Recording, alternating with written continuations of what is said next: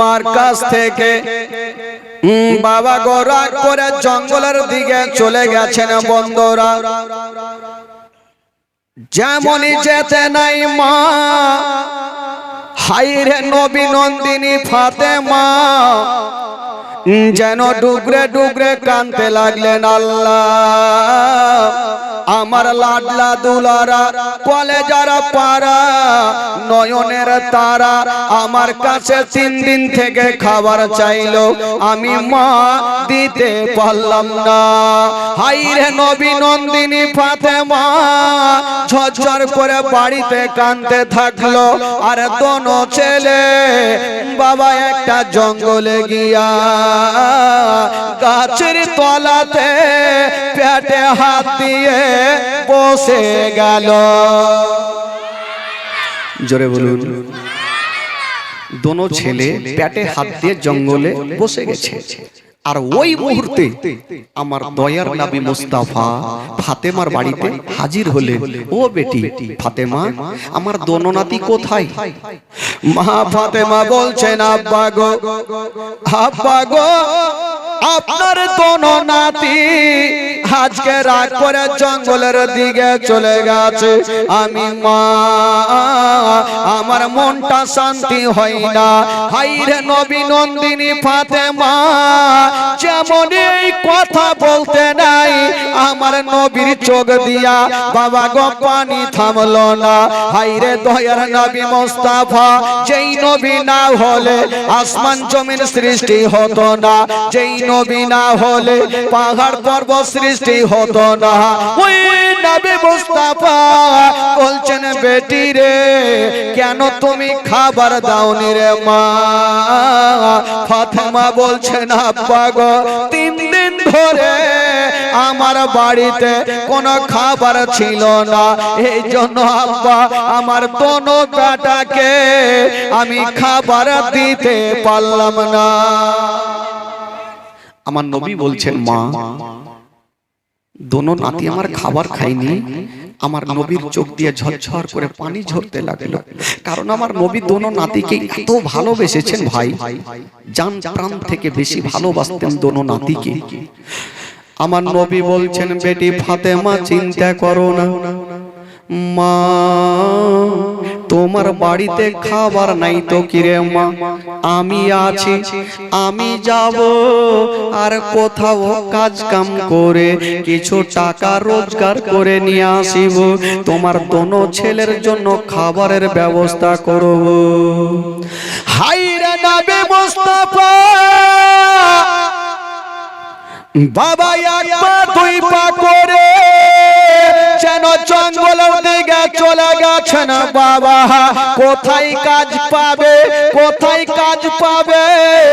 আমার নবী কাজের তল্লাশ করছেন বন্ধুরা।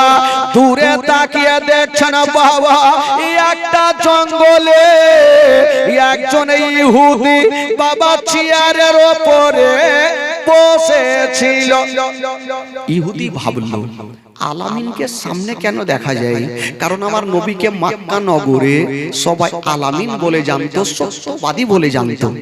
তো আলামিনকে কেন দেখা যায় যে আমাদের ধর্মকে বাতিল করে, আজকে আমার চোখের সামনে কেন? ওই ইহুদি আমার নবীকে ডাক দিচ্ছেন। আমার নবী চলে আসলেন বাবা, যেমনই আসতে নাই মা, ওই ইহুদি বলছেন, ও গো আলামিন, আচ্ছা বলো আজকে তুমি জঙ্গলে কেন?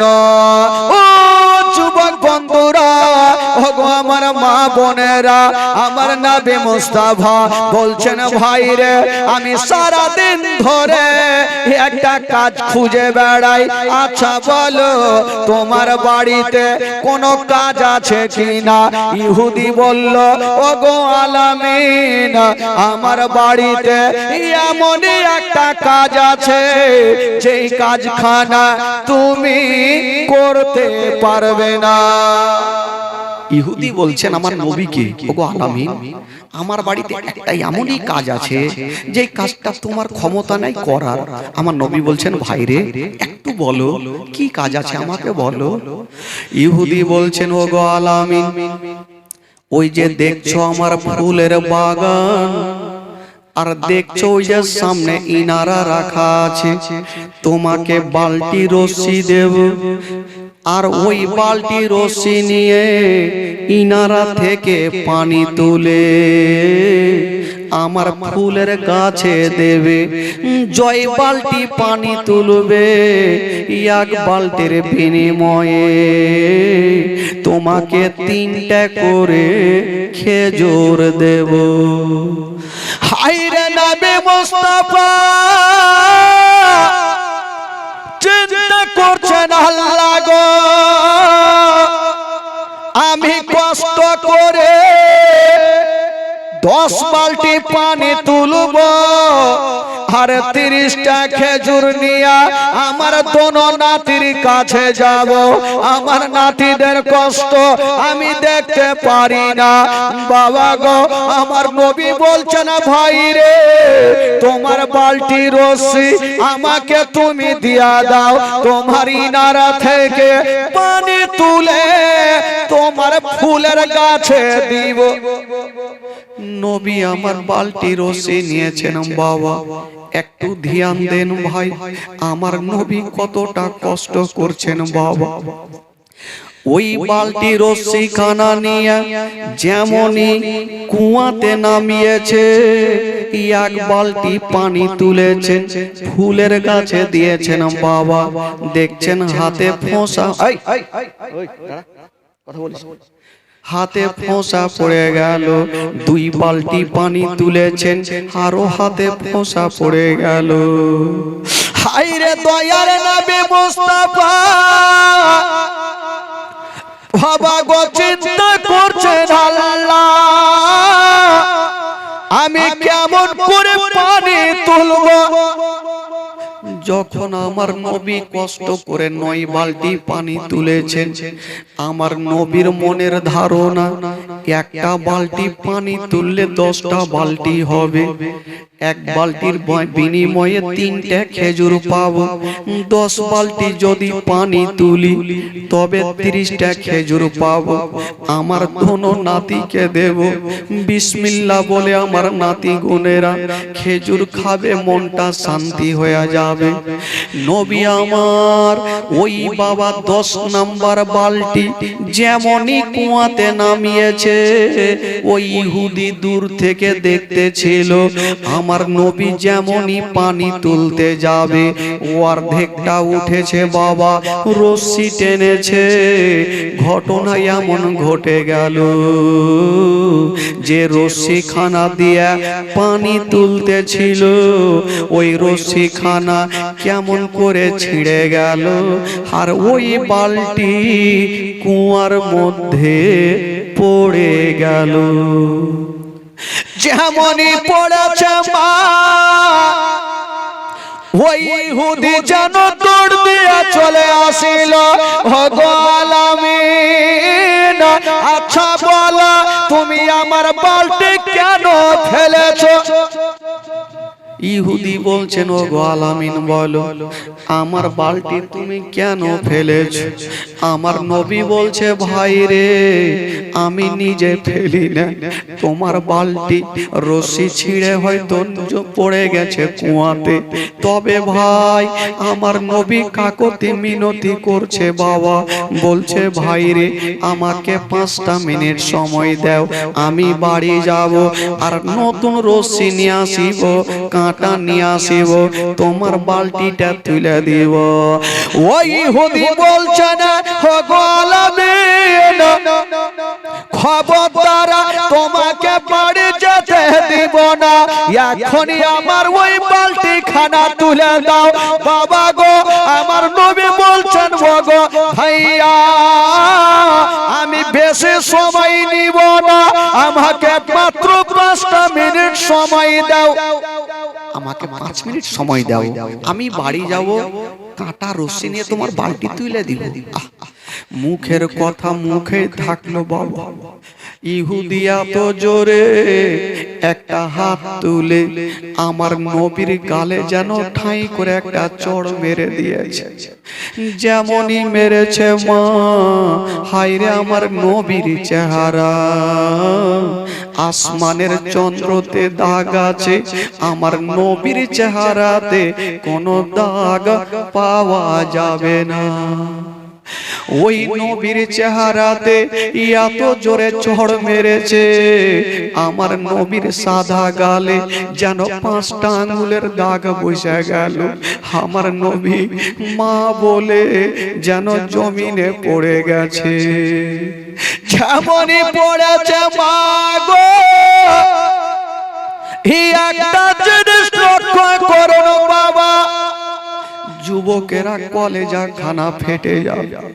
যেই নবীকে আজকে যদি আমার গালে চড় মারেন, আমি নিজের হাতখানা নিজের গালে লাগাবো, ব্যথা হচ্ছে বলে, কিন্তু নবী হচ্ছে রাহমাতাল লিল আলামিন। যখন আমার নবীর গালে জোরে করে তামাচা মেরেছে, নবী নিজের হাতখানা নিজের গালে দিলেন না, ওই ইহুদির চট করে হাতখানা ধরে বলছে, ভাই রে, তুমি আমাকে এত জোরে মেরেছো, তোমার হাতে কি ব্যথা হয়েছে? তোমার হাতে কি ব্যথা হয়েছে? বাবা গো, ইহুদির হাতখানা সাহালিয়ে দিচ্ছে।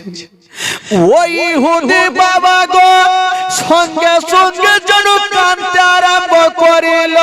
জানি না আজকে সে আলামিনকে আমি এত জোরে থাপ্পড় চালিয়ে দিয়েছি, উনি নিজের গালে হাত দিলেন না, আমার হাতখানা সাহালিয়া দিচ্ছে। বাবা গো, আমার নবী বারবার করে বলছে, ভাই রে, তুমি আমার গালে এত জোরে মেরেছো, দেখো আমার গালে 5টা আঙ্গুলের দাগ বসে গেছে। ভাই, আমি একটা কথা তোমাকে বলবো, তুমি বলো তোমার হাতে কি ব্যথা হয়েছে? ইহুদি থাকতে পারলেন না, দুশ্মন হলে ও কাঁদতে কাঁদতে যেন বাড়ি পালিয়ে গেছে।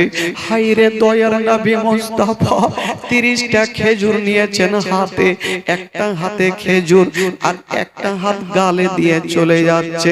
আর ভাবছেন, আল্লাহ আমার ছোট্ট বেটি ফাতেমা যেন আমার গালখানা না দেখে, যদি আমার বেটি আমার গালখানা দেখে নেয়, আমার বেটি হাত ফেল করে মারা যাবে। হায়রে দয়ার নবী মুস্তাফা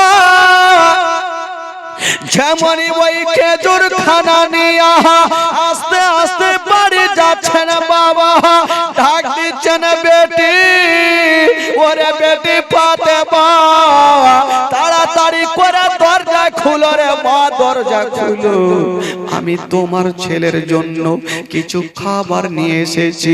নবী নন্দিনী ফাতেমা যেমনই দরজা খুলেছেন বাবা, আমার নবীর চোখের ওপরে নজর পড়ে গেছে।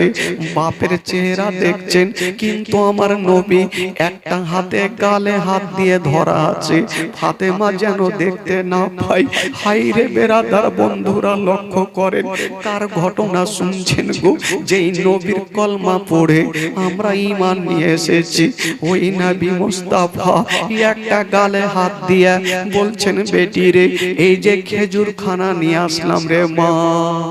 হায়রে নবী নন্দিনী ফাতেমা বলছেন, আব্বা গো, আব্বা আপনার চোখ দিয়ে পানি কেন ঝরছে? আব্বা, আব্বা গো আপনি কাঁদছেন কেন? আব্বা, আব্বা গো আপনি এক হাতে খেজুর দিচ্ছেন, আব্বা আপনি ডান হাত নিজের গালে কেন রেখেছেন? আব্বা একবার হাত খানা টেনে নেন, একবার আপনার আমি চেহারা খানা দেখবো। আব্বা, আপনি হচ্ছেন দোজাহানের বাদশাহ, আপনি হচ্ছেন রাহমাতাল লিল আলামিন, একবার আপনার চেহারা খানা দেখবো। হায়রে নবী পাক যেন ডুগরে ডুগরে কাঁদছেন আর বলছেন, মা আমি যদি গাল থেকে থেকে আমার হাতখানা টেনেলি, তবে তুমি দাঁড়িয়ে থাকতে পারবে না রে মা, তুমি কাঁদতে কাঁদতে অজ্ঞান হয়ে যাবে। ফাতেমা বলছেন আব্বা গো, এমন আপনার দুঃখের কথা নেই যে আমি জানি না। আব্বা গো, আপনি একদিন নামাজ পড়তেছিলেন, ওই দুশমনেরা আপনার পিঠের ওপরে উটের নাড়ি ভুঁড়ি চাপিয়েছিল। আব্বা সেদিন নাড়ি ভুঁড়ি নামাবার মতো কেউ ছিল না। আমি আপনার ছোট্ট বেটি ফাতেমা দৌড় দিয়ে গিয়ে আপনার পিঠের ওপর থেকে উটের নাড়ি ভুঁড়ি নামিয়ে দিয়েছিলাম। আব্বা আপনি কতটা কষ্ট করেছেন। আব্বা গো, আজকে আপনি কেন আমাকে বলতে চাইছেন না? আমার নবী বলছেন বেটি রে, আমি কেমন করে বলবো রে মা? বলছেন আব্বা গো, একবার হাতখানা টানুন। আমার নবী যেমনই নিজের চেহারা থেকে একটু হাতখানা টেনেছেন বাবা। আচ্ছা, এই কাকার দুই মেয়ে 1000 টাকা দান করেছেন, আল্লাহ পাক তার দানকে কবুল করুন। যেমনই আমার নবী নিজের হাতখানা টেনেছেন বাবা, দেখছেন মা গো, ফাতেমার চেহারা আমার নবীর ওপরে নজর পড়ে গেছে। যেমনই নজর পড়ে গেছে বা হায়রে নবী নন্দিনী ফাতেমা বেটিরা মা বাবাকে এতটা ভালোবাসে। ফাতেমা যেমনই বাপের গালখানা দেখেছে, আমার নবীর গালখানা দেখেছে, ফাতেমা কাঁদতে কাঁদতে জমিনে বসে যাচ্ছে। আব্বা গো, কোন এমন দুরাচার দুশমন আপনার গালে এত জোরে মেরেছে? আব্বা 5টা আঙ্গুলের লম্বা করে দাগ বসিয়ে দিয়েছে। আব্বা, আব্বা গো, আপনি হচ্ছেন রাহমাতাল লিল আলামিন, আপনি হচ্ছেন শেষ জামানার নবী। যে আপনাকে মেরেছে তার দিলে কি দয়া হইল না? তার দিলে কি ময়া হইল না? এই কথা যেমনই বলতে নাই, হায়রে নবী নন্দিনী ফাতেমা বাপের গালে হাত দিয়া এইভাবে হাত দিয়ে গালটাকে নাড়ছে রে বাবা। আর ফাতেমা যেন ডুগরে ডুগরে কাঁদছে। আমার নবী বলছেন বেটি রে, কান্দিও না রে মা, কান্দিও না। আমার নবী কেমন ছিলেন বাবা একটু লক্ষ্য করেন। আজকে যদি আপনাকে কেউ কষ্ট দেয়, আমাকে কেউ কষ্ট দেয়, তার জন্য বাদ দোয়া করে দেব, তার জন্য খারাপ দোয়া করব। কিন্তু আমার নবী হচ্ছে রাহমাতাল লিল আলামিন। আমার নবী বলছেন বেটি রে, আমাকে যে মেরেছে আমাকে চিনতে পারেনি রে মা। আমাকে যদি চিনতে পারতো রে মা, তবে আমার গালে এত জোরে তামাচা মারতো না। বেটি রে, আমাকে যে মেরেছে রে মা, আমি তাকে মাফ করে দিয়েছি রে মা, আমি তাকে ক্ষমা করে দিয়েছি রে মা। আমার নবী কাঁদতে থাকলো। তবে যে ইহুদি আমার নবীর গালে তামাচা মেরেছিল, ওই ইহুদির ঘটনা কি ঘটেছিল? ইহুদি বাড়ি গিয়ে নিজের বিবিকে বলছেন, বিবি রে, ও বিবি আমার, একটা কথা শুনালাম, আজকে আমি বিশাল বড় অন্যায় করে ফেলেছি। আমি আজকে বিশাল বড় অন্যায় করে ফেলেছি। বললো কেন গো? বলছেন বিবি রে, মক্কা নগরে যাকে আলামিন বলে জানে, আলামিন সত্যবাদী বলে জানে, আজকে ওই আলামিনের গালে একটা তামাচা মেরেছি। উনি নিজের গালে হাত নিয়ে আমার হাতখানা সাহালিয়ে দিয়েছে। বিবি, আমি বুঝে গেলাম উনি শেষ জামানার নবী হবে। বিবি রে, দেরি করো না, তাড়াতাড়ি করে একটা কাজ করো, ঘরের ভিতর থেকে হাসুয়া খানা নিয়ে চলে আসো। বিবি বলছেন, স্বামী গো, ও গো আমার মাথার তাজ, আপনি হাসুয়া কি করবেন? আপনি আলামিনের গালে তামাচা মেরেছেন, আপনি বিশাল বড় অন্যায় করেছেন, আপনি হাসুয়া খানা কি করবেন? ইহুদি বলছেন, বিবি রে, কেউ যখন অন্যায় করে তখন তার বিচার করো গ্রামের মডল সর্দার করে। বিবি রে, আমি আমার বিচার কোন মডলের কাছে নিয়ে যাব না, কোন সর্দারের কাছে নিয়ে যাব না। বিবির হাসুয়া খানা আমাকে দাও। হাসুয়া খানা নিয়ে যেই হাত দিয়ে আমার নবীর গালে তামাচা মেরেছিল, ওই হাতখানা নিজের হাত নিজেই বাবা কেটে ফেলল। আর বলছেন, বিবি রে, ও বিবি দেরি করো না, তাড়াতাড়ি করে আমাকে নিয়ে চলো, ওই নবীর কাছে আমাকে নিয়ে চলো। ইহুদি কাঁদতে কাঁদতে কাটা হাতখানাকে নিয়ে আস্তে আস্তে করে আমার নবীর দরবারে পৌঁছে গেছেন বাবা। যেমনই পৌঁছে গেল বলছেন ইয়া রাসূলুল্লাহ, ইয়া হাবিবাল্লাহ, নবী গো, আমি একটা বিশাল বড় অন্যায় করে ফেলেছি, আপনাকে চিনতে না পেরে আমি একটা বিশাল অন্যায় করেছি। ইয়া রাসূলুল্লাহ, আপনি আমাকে ক্ষমা করে দিন। তবে নবী গো, আমি আর আবু জেহেলের কথা শুনবো না, উতবা সাইবার কথা শুনবো না, আবু লাহাবের কথা শুনবো না। ইয়া রাসূলুল্লাহ, আপনার কদমকে চুমে আপনার মধুমাখা কলমা শরীফ আমাকে পড়িয়ে দেন। হাই রে নবী মুস্তাফা, বলছেন ও ভাই একটু কাছে আসো। আচ্ছা বলো বলো, তোমার হাতখানা কেন কাটা?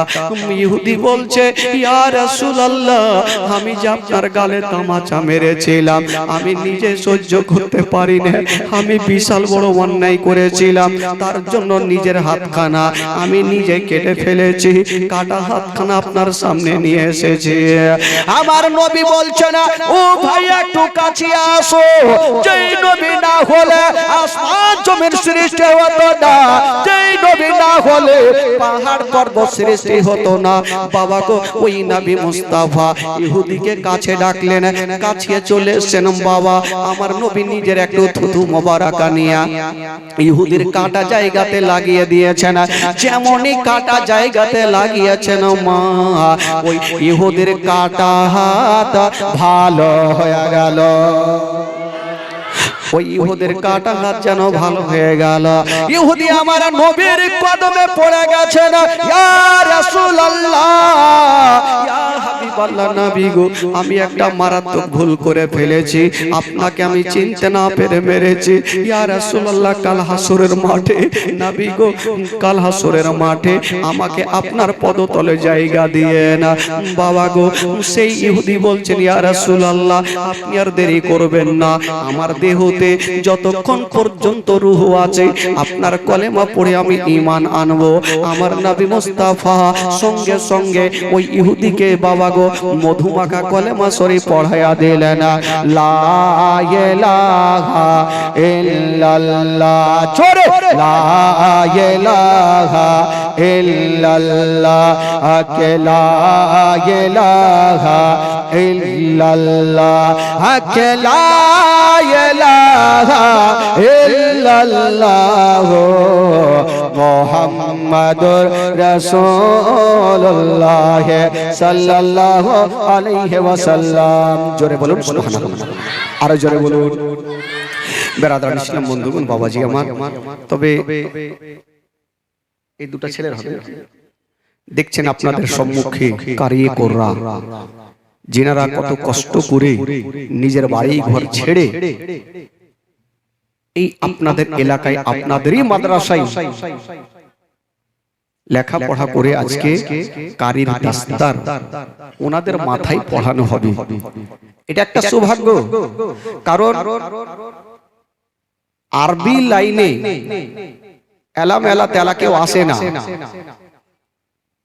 বাবা গো, আপনি চিন্তা করছেন আজকে এই ছেলেটা বড় হবে, অন্তত পক্ষ নিজের বাবা মা যখন ইন্তিকাল হবে তার জানাজাটা তো পড়াতে পারবে, তার জানাজাটা পড়াতে পারবে। এটা একটা বিশাল বড় ভাগ্য। আজকে ওনার বাবা মা আত্মীয় স্বজন ভাই বেরাদার তো সবাই এসেছেন, এই পবিত্র সভাতে সবাই এসেছেন। আজকে তারা কত আনন্দ করছে যে আজকে এই মাদ্রাসার আলিম ওলামা গুণেরা আমার ছেলেকে একজন কারিয়ে কোরআন কত সুন্দর করে একটা একটা করে অক্ষরকে সুন্দরভাবে তাসদিদ সহিত পড়িয়ে আজকে তাদের মাথায় পাগড়ি পরানো হবে। এখানকার আলিম ওলামাও খুশি, তার গার্জিয়ান গুলাও খুশি। জোরে বলুন সুবহানাল্লাহ। তবে বন্ধুগণ, বাবাজি আমার ভাইরা, তবে বুঝতে পারছেন রাত্রে তো সময় অনেক হচ্ছে, যেহেতু ইনাদের মাথায় এখনই পাগড়ি পড়ানো হবে, আপনারা দেখতে থাকবেন। তারপরের ঘটনা আমি অবশ্যই বলবো। তবে হুজুর পাগড়ি কি এখনই পরিয়ে দিতে হবে না? হ্যাঁ হ্যাঁ, পাগড়ি পরিয়ে দিতে হবে। তবে আমি খাস করে বলবো যে ইনাদের গার্জেন আমি তো ভাই আপনি একটু আগে দেখলাম যে আপনাদের তো সমস্ত কিছু টাকা পয়সা ঝেড় দিয়ে তো নিয়ে চলে গেছে হাজরাত। আমার নসিবে হয়তো কিছু জুটবে না, তবে আমি মালদা থেকে এসেছি ভাই, আমি মালদা থেকে এসে বড় কষ্ট করি। আর আমি চেয়েছিলাম যদি আমাকে আগে দিত তাহলে 2-3 ঘন্টা হয়তো জীবনী কত সুন্দরভাবে শুনিয়ে মানুষের দিলটাকে নরম করতে পারতাম। রাত্রি 12টার পরে এমনিতে বক্তা হই না। তো যাকে তবু একটা ঘটনা শোনাবো। তবে বলছিলাম বাবা গো, আজকে দেখেন এই যে পাগড়ি দেখছেন আপনারা, এই পাগড়ি যাকে তাকে পিনানো হবে না। বহু পরিশ্রম করে, বহু কষ্ট করে আজকে ইনারা আপনাদেরই এলাকায় আপনারই খাওয়া দাওয়া করে ওনারা বাইরে থেকে এসে আজকে দেখেন লেখাপড়া করে আজকে কারির দাস্তারবন্দি কারির পাগড়ি পরবেন। আবার কদিন পরে আলিমের পাগড়ি হবে। তবে ভাই গো, আপনারা নিজের সন্তানকে আলিম বানাতে পারেননি, নিজের সন্তানকে কারিয়ে কোররা বানাতে পারেননি। তবে যদি না পারেন, একটা কথাই বলে ভাই, যদি কাউরি বেটা না থাকে, বেটি না থাকে, তবে কি হবে? সাহাবীরা জিজ্ঞাসা করেছিলেন, ইয়া রাসূলুল্লাহ, ইয়া হাবিবাল্লাহ নবী গো, যার 3টা বেটি হবে সে কি? আমার নবী বলেছে সে জান্নাতি। আর একজন বলছে নবী গো, যার 2টা বেটি হবে সে কি? বলে উনিও জান্নাতি। যার একটা হবে উনিও জান্নাতি। একজন জিজ্ঞেস করছে নবী গো, যদি আমার কিছুই না থাকে, বেটা বেটি না থাকে, তাহলে কি হবে? আমার নবী বলেছিলেন, তুমি একজন এতিমের সুন্দর করে লেখাপড়া করিয়ে তার বিয়ে দিয়ে দাও, তাহলে তুমি জান্নাতি। জোরে বলুন সুবহানাল্লাহ। আজকে বেরাদার বন্ধুগণ, নিজের আলিম নিজের সন্তানকে আলিম বানাতে পারেননি, কিন্তু একটা উপায় আছে ভাই। এই যে আলিম উলামা যখন বাবা গো স্টেজে উঠে তখন জুব্বা পাগড়ি পরে, এই যে দেখেন জুব্বা পাগড়ি পরে, এটাও তো কেউরি দেওয়া, এটাও তো আমি এক মাদ্রাসাতে লেখাপড়ে জুব্বা পাগড়ি পরেছি। আমি বলবো ভাই, আজকেও যদি না হয় জুব্বা পাগড়িতে এখন দিতে হবে না। আচ্ছা হুজুর, জুব্বা পাগড়ির দাম মিনিমাম কত হতে পারে?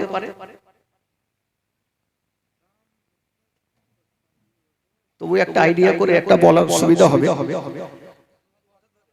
আচ্ছা 2000 করে একটা জুব্বা পাগড়ি আমি চাইবো ভাই নিজের সন্তানকে দিতে পারেন না, কিন্তু বাবা গো, একটা অন্য সন্তানকে সাজিয়ে গুজিয়ে এই পবিত্র সভাতে একটা জুব্বা পাগড়ির জন্য একটা কোন খোদার বান্দা, কোন যোগ্যময় যোগ্য বেটা এই গভীর রাতেতে একটু 2000 টাকা একটা পাগড়ির জন্য একটা কেউ হাত তুলতে পারবেন না ভাই? দুনিয়াতে বহু দান করেছেন, আজ আছেন কাল নাই, নিঃশ্বাস ছাড়বেন ঢুকবেন তার কোনো গ্যারান্টি নেই। একটা কোন খোদার বান্দা, কোন যোগ্যময় যোগ্য বেটা 2000 টাকা একটা জুব্বা পাগড়ির জন্য হাত তুলুন তো ভাই, দেখি একটা কোন খোদার বান্দা আছেন দেখি, তার জন্য মন খুলে আজকে দোয়া করব বেরাদার। আমি জানি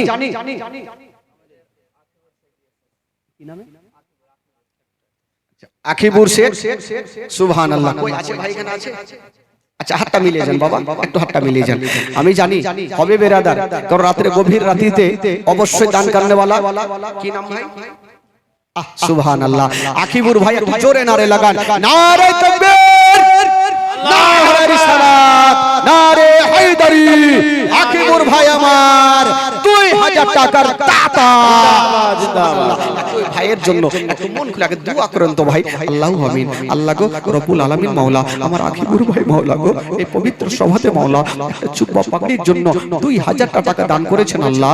আল্লাহ তার দানকে তুমি কবুল করে নাও, তার মনের বাসনা আল্লাহ তুমি পূরণ করে দাও রব্বুল আলামিন মাওলা গো। তার আত্মীয়-স্বজনকে তুমি জান্নাতবাসী করে দাও মাওলা। তার বাড়ি থেকেও মাওলা অসুস্থ থাকে মাওলা, তাকে তুমি সুস্থ বানিয়ে দাও মাওলা রব্বুল আলামিন মাওলা গো। আজকে পবিত্র সভাতে উনি মন খুলে প্রাণ খুলে আজকে দান করেছেন আল্লাহ। আল্লাহ তার দানকে কবুল করে নিয়া তার মনের বাসনাকে আল্লাহ তুমি পূরণ করে দিও মাওলা। আমিন সুম্মা আমিন। বাহাকে লা ইলাহা ইল্লাল্লাহু মুহাম্মাদুর রাসূলুল্লাহ সাল্লাল্লাহু আলাইহি ওয়াসাল্লাম। বলছিলাম বাবা একটা হলো আমি মাত্র 10টা আজকে জুব্বা পাগড়ি নেব, একটা হলো মানে আরো 9টা লাগবে। আমি জানি গো, কারণ দুনিয়াতে পিছে থাকবে ভাই, কারণ এই ভালো জিনিসে কেউ পিছিয়ে থাকতে পারে না। একটা আর যোগ্যময় যোগ্য বেটা একটু পিছন থেকে হবে না ভাই? একটা 2000 টাকা জুব্বা পাগড়ি একটা দিতে পারবেন না? একটা কোনো ভাই আমার, চাচা আমার, আপনারা দান বহু করেছেন, আজকে মেহমানের দোয়া আল্লাহর দরবারে কবুল হয়। আমি আপনাদের জন্য আজকে মেহমান, আজকে দোয়া করে যাব। একটা কোনো খোদার বান্দা 2000 টাকা দিতে পারবেন না বাবা গো? একটু হাত তুলেন তো দেখি। এই যে একজন সোনা আমার চলে আসছেন, পিছন থেকে কেউ না একটা 2000 টাকা দেনেওয়ালা একটা কোনো খোদার বান্দা উঠান দেখি মাদ্রাসাতে আপনারা। আচ্ছা সুবহানাল্লাহ। কি নাম ভাই? মইদুল শেখ, সুবহানাল্লাহ।